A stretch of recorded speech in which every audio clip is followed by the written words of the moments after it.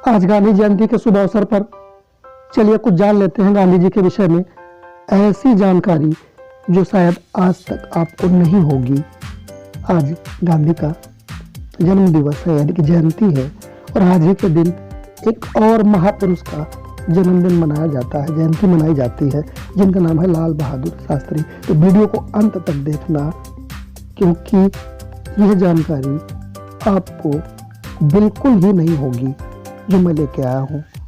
तो देखते हैं कुछ रोचक तथ्य, देखते हैं गांधी जी से जुड़े हुए कुछ रोचक तथ्य। स्कूल में गांधी जी अंग्रेजी में अच्छे विद्यार्थी थे, जबकि गणित में औसत व भूगोल में कमजोर छात्र थे।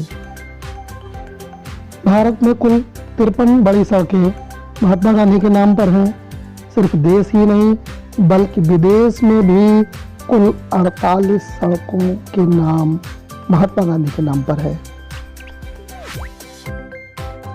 और एक रोचक जानकारी, 1934 में भागलपुर में भूकंप पीड़ितों की मदद के लिए उन्होंने अपने ऑटोग्राफ के लिए 5-5 रुपए की धनराशि ली थी।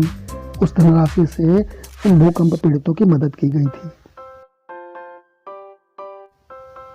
यह तो सभी जानते हैं कि महात्मा गांधी को राष्ट्रपिता कहकर संबोधित किया जाता है, लेकिन बहुत कम लोग इस बात को जानते हैं कि उन्हें यह उपाधि किसने दी थी। महात्मा गांधी को पहली बार सुभाष चंद्र बोस ने राष्ट्रपिता कहकर संबोधित किया था। 4 जून 1944 को सिंगापुर के रेडियो से एक संदेश प्रसारित करते हुए राष्ट्रपिता महात्मा गांधी कहा गया था। सुभाष चंद्र बोस जी ने पहली बार ये शब्द का प्रयोग किया था। कवि और नोबेल पुरस्कार विजेता रविन्द्रनाथ टैगोर ने गांधी जी को महात्मा की उपाधि दी थी। उन्होंने पहली बार महात्मा शब्द गांधी जी के लिए प्रयोग किया था। जानते हैं उनकी शव यात्रा में करीब 10 लाख लोग साथ चल रहे थे और 15 लाख से ज्यादा लोग रास्ते में खड़े थे। श्रवण कुमार की कहानी और हरिश्चंद्र के नाटक को देखकर महात्मा गांधी काफी प्रभावित हुए थे। राम के नाम से उन्हें इतना प्रेम था कि अपने मरने के आखिरी क्षण में भी उनका आखिरी शब्द राम ही था। साल 1930 में उन्हें अमेरिका की टाइम मैगजीन ने मैन ऑफ द ईयर की उपाधि से नवाजा था।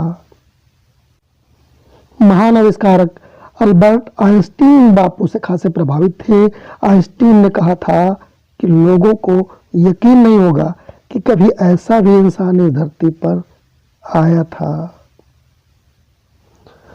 वह कभी अमेरिका नहीं गए और न ही कभी प्लेन में बैठे। उन्हें अपनी फोटो खिंचवाना बिल्कुल पसंद नहीं था। जब वकालत करने लगे तो वह अपना पहला केस हार गए थे। वह अपने नकली दांत अपनी धोती में बांध कर रखा करते थे, केवल खाना खाते वक्त ही उनका इस्तेमाल करते थे। और क्या आप इस बात की जानकारी रखते हैं कि जब 15 अगस्त 1947 को भारत को आज़ादी मिली तो महात्मा गांधी इस जश्न में नहीं थे। आज़ादी की निश्चित तिथि से 2 सप्ताह पहले ही गांधी जी ने दिल्ली को छोड़ दिया था। उन्होंने 4 दिन कश्मीर में बिताए और उसके बाद ट्रेन से वो कोलकाता आ गए। हाँ, साल भर से चला आ रहा दंगा खत्म ही नहीं हो रहा था। गांधी जी ने 15 अगस्त 1947 का दिन 24 घंटे का उपवास करके मनाया था, और ये वहीं कलकत्ता में ही मनाया था। उस वक्त देश को आज़ादी तो मिली थी, लेकिन इसके साथ ही मुल्क का बंटवारा भी हो चुका था।